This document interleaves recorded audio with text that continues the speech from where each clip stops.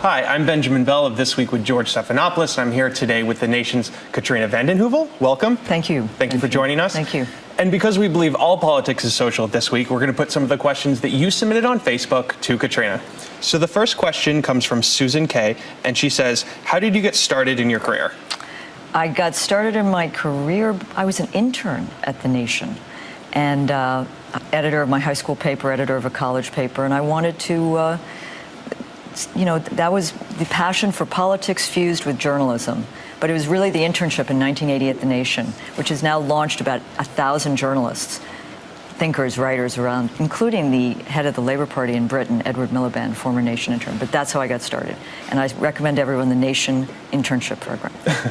It works, obviously. So the next question comes from Melinda Jones, and she says, who is the most difficult person you've had to interview and why? Obviously, you've probably interviewed a lot of people. Yeah, this isn't unusual. I interviewed Mikhail Gorbachev, the former leader of the Soviet Union, on the 20th anniversary of the fall of the Berlin Wall.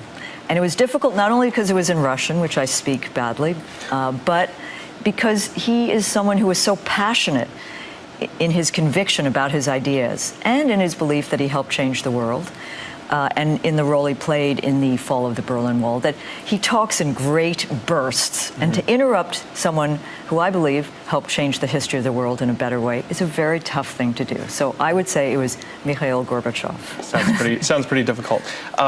So the next question is from Coleman DeBoer, and she writes, how has writing about politics shaped your life, and what don't you favor about it?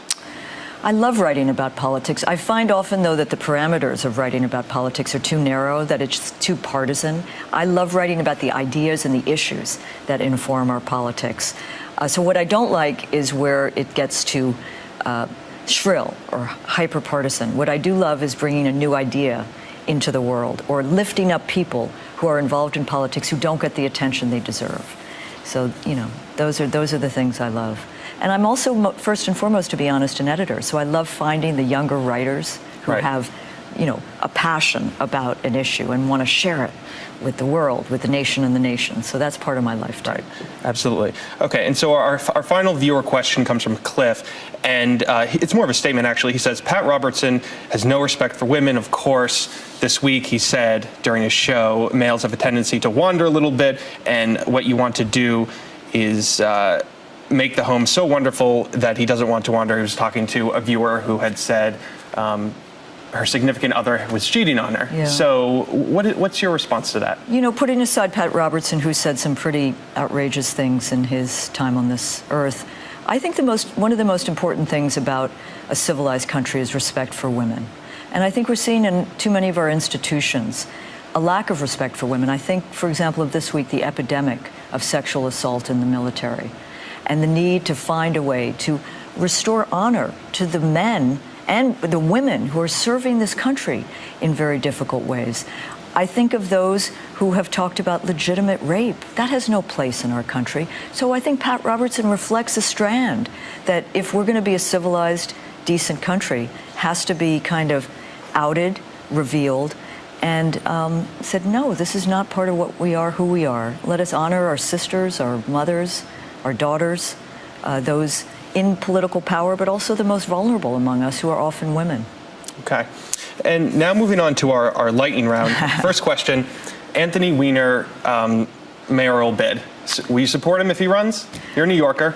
There are a few very good candidates already running for mayor. I think Anthony Weiner, I'm a believer in redemption and, second chances, but he needs a few more years in the wilderness, in my mind, to do that. Okay. Your favorite Republican?